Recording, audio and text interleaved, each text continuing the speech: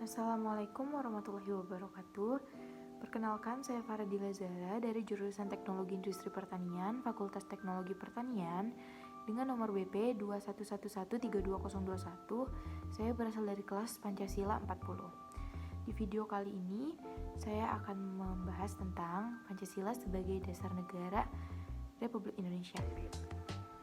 Baiklah, sebelum kita masuk ke konsep dan tujuan negara, kita sebelum itu harus tahu dulu apa itu negara.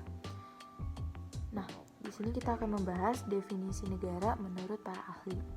Yang pertama itu ada Aristoteles.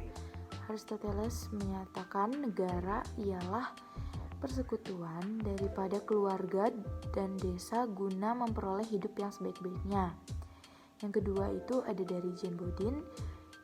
Ia mengatakan negara itu adalah suatu persekutuan daripada keluarga-keluarga dengan segala kepentingan yang dipimpin oleh akal dari suatu kekuasaan yang berdaulat.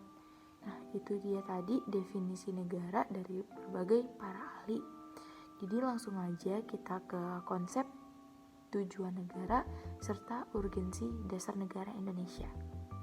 Oke, itu ada yang pertama itu ada tujuan negara ya. Tujuan negara itu sebenarnya apa sih? Tujuan negara itu yang pertama itu memperoleh kekuatan, kekuasaan, dan keagungan sebagai tujuan negara. Terus kepastian hidup, keamanan, ketertiban sebagai tujuan negara juga. Selanjutnya keadilan. Yang selanjutnya kesejahteraan dan kebahagiaan hidup. Selanjutnya kemerdekaan itu sebagai tujuan utama sebuah negara.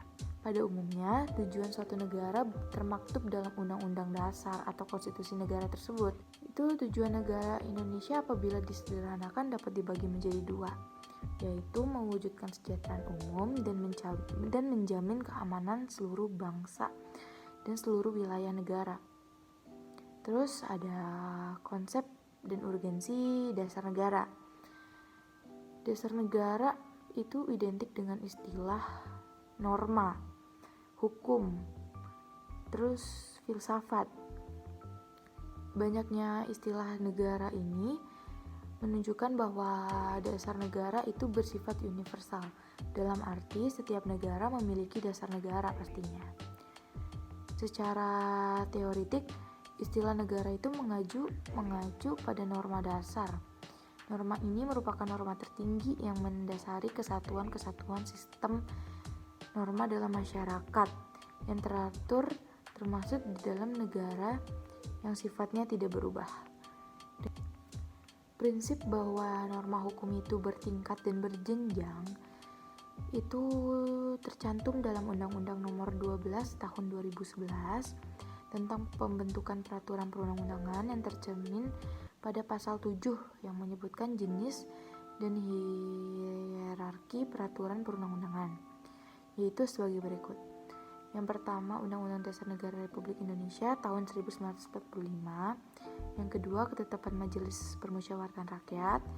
Yang ketiga, Undang-Undang atau Peraturan Pemerintah Pengganti Undang-Undang. Yang keempat, Peraturan Pemerintah. Yang kelima, Peraturan Presiden. Yang keenam, Peraturan Daerah Provinsi. Yang ketujuh, Peraturan Daerah Kabupaten atau Kota. Oke, selanjutnya kita akan membahas mengenai subbab yang kedua, yaitu alasan diperlukannya kajian Pancasila sebagai dasar negara. Pasti orang-orang bertanya-tanya kan, Pancasila itu apa sih gunanya sebagai dasar negara? Apa gitu buktinya Pancasila harus dijadikan dasar negara? Nah, di sini itu saya akan menjelaskan bahwa Pancasila itu merupakan pandangan hidup dan kepribadian bangsa yang nilai-nilai bersifat norma yang mendasari kebudayaan bangsa.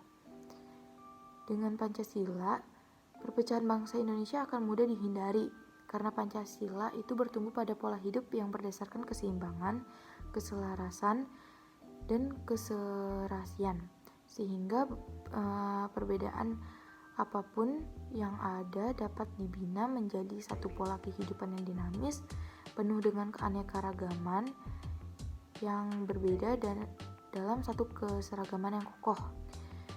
Dengan peraturan yang berlandaskan nilai-nilai Pancasila, maka perasaan adil dan tidak adil dapat diminimalkan, karena Pancasila itu bersifat adil.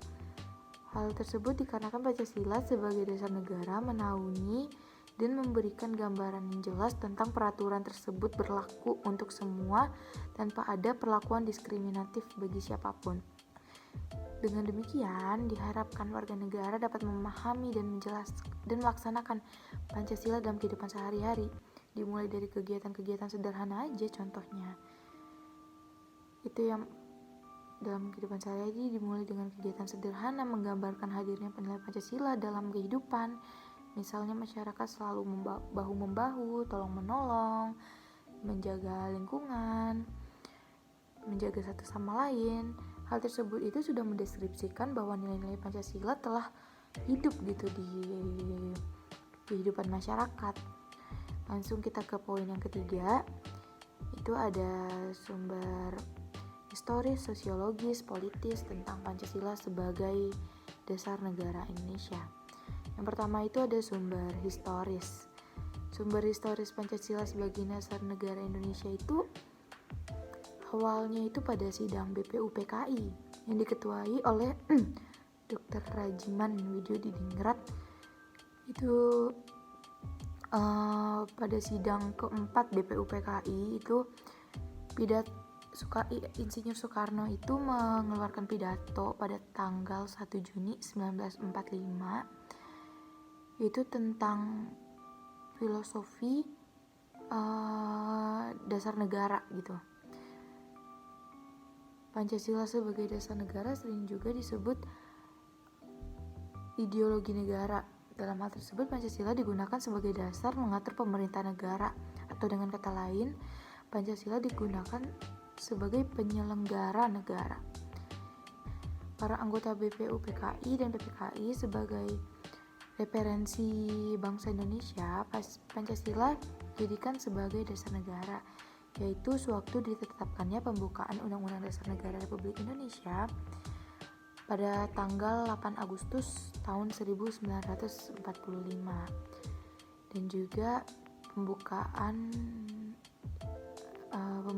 Piagam Jakarta atau Jakarta Center pada tanggal 22 Juni 1945. Selanjutnya ada sumber sosiologis Pancasila sebagai dasar negara Indonesia. Itu yang pertama ada nilai ketuhanan sebagai sumber etika dan spiritualisme dianggap penting sebagai etika kehidupan bernegara. Menurut Pancasila dihadapkan dapat melindungi dan mengembangkan kehidupan beragama. Yang kedua, nilai-nilai kemanusiaan universal yang bersumber dari hukum Tuhan, hukum alam, dan sifat-sifat sosial.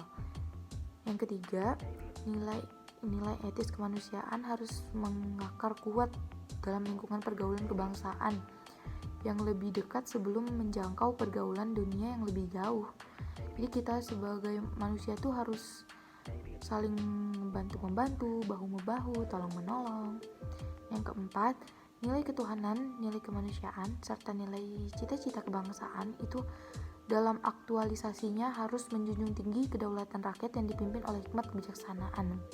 Yang kelima, nilai ketuhanan, nilai kemanusiaan, nilai cita-cita kebangsaan, serta demokrasi permusyawaratan harus memperoleh arti sejauh dalam mewujudkan keadilan sosial. Selanjutnya kita beralih ke sumber politis Pancasila sebagai dasar negara. Sumber politis terkandung makna bahwa Pancasila menjelma menjadi asas dalam sistem demokrasi konstitusional. Pancasila menjadi landasan etik dalam kehidupan politik bangsa Indonesia. Selain itu, bagi warga negara yang berpindah dalam sektor pemerintah, yaitu lembaga-lembaga negara, itu Pancasila merupakan norma hukum dalam memformulasikan dan mengimplementasikan kebijakan publik yang menyangkut hajat hidup orang banyak. Nah, sudah 3 sub pokok yang kita bahas. Semoga dapat dipahami, dapat dimengerti bahasa saya. Dan terima kasih. Saya akhiri dengan wabillahi taufiq wal hidayah. Assalamualaikum warahmatullahi wabarakatuh.